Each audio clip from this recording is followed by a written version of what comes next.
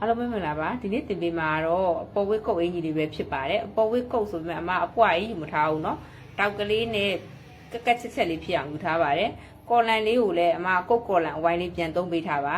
အခုဒီပုံလေးကတော့အမတင်တန်းကလေးဆန်းချုပ်ထားတဲ့ပုံလေးပဲဖြစ်ပါတယ်အပေါ်လည်းပုံမှာဒါလိုရတဲ့ကိုယ်တိုင်းလေးတွေပါကိုယ်တိုင်းလေးတွေကတော့ခါကြပခုံးကိုရှည်ရှေ့ရင်နောက်ရင်တောက်ကြတောက်ကွာဂျိုင်းလက်ရှည်လက်ဝရင်ခါတင်ဖြစ်ပါတယ်ဒါဆိုကိုယ်တိုင်းလေးတွေရပြီဆိုရင်မတို့ကဒီမဲ့စားမဲ့ဟာလေးတွေပြပေးထားပါတယ်ပခုံးကိုနှစ်နဲ့စားမယ်ရှင်းရင်နောက်ရင်ကိုနှစ်နဲ့စားပေးထားပါတောက်ကွာကိုတစ်ပေါင်းပြီးနှစ်စားပေးထားပါဂျိုင်းကိုနှစ်နဲ့စားပြီးရောမှတလက်မနှုတ်ပေးထားပါဒါလောက်ဝကိုနှစ်နဲ့စားပေးထားပါဒါရင်ဟာကြတော့အမတို့လက်နှလုံးတိုင်းပြီးပုံမှန်ကိုယူထားပါတယ်ပြီးပြီဆိုမှပွားစာကိုပြန်ပေါင်းတာဖြစ်ပါတယ်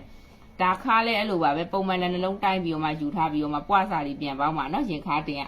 တိုင်းတဲ့အချိန်မှာပခုံးကိုအမတို့အောက်ကအင်ကြီးတွေအကက်ပမာပုံတွေလိုမျိုးပခုံးကိုကွက်တိတိုင်းထားလို့မရပါဘူးဘေးကိုနည်းနည်းချတိုင်းပေးထားပါပခုံးတိုင်းတဲ့အချိန်မှာနောက်ပြီးခါရှည်ကိုလည်းအမလိုချင်တဲ့ခါရှည်ပေါ့နော်တင်ဖုံးဆိုလဲတင်ဖုံးတင်ပေါ်ဆိုလဲတင်ပေါ်ပေါ့ကိုလိုချင်တဲ့ခါရှည်ကိုတိုင်းပေးထားပါ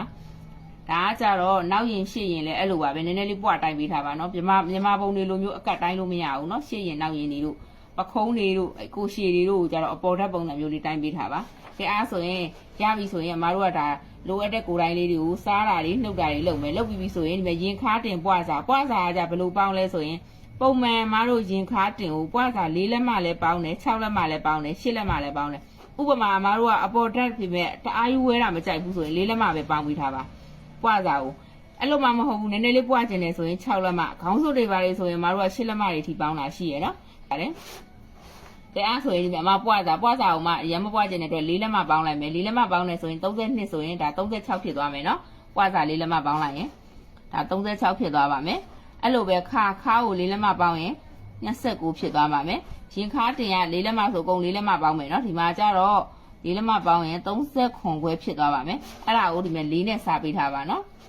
ပွားစာပေါင်းပြီးပြီဆိုမှ၄နဲ့ပြန်စားပြီးတော့ဖြေလေးကိုရေးပေးထားပါကဲအားဆိုရင်မတို့ကကိုယ်တိုင်းရပြီဆိုရင်ပတ်တန်စချမယ်နော်ဒါဆိုမတို့ပထမဆုံးကိုယ်တိုင်းတိုင်းမယ်ဆိုရင်ကိုယ်တိုင်းပတန်ဆွဲမယ်ဆိုရင်ဒီမဲ့အပေါ်ကနေပြီးတော့တလက်မအရင်ညီဆွဲပေးထားပါနော်တလက်မမြင်းဆွဲပြီးပြီဆိုရင်ဒီမဲ့ရှေ့ကနေပြီးတော့မှမတို့3လက်မမှတ်ပေးထားပါ3လက်မမှတ်ပြီးတော့မှမြင်းဆွဲထားမယ်နော်